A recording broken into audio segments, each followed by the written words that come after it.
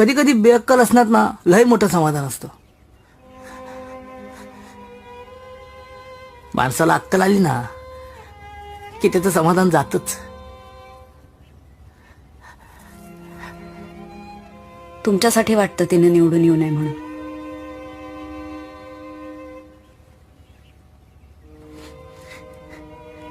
माझं ऑलरेडी माकड झालंय वहिनी.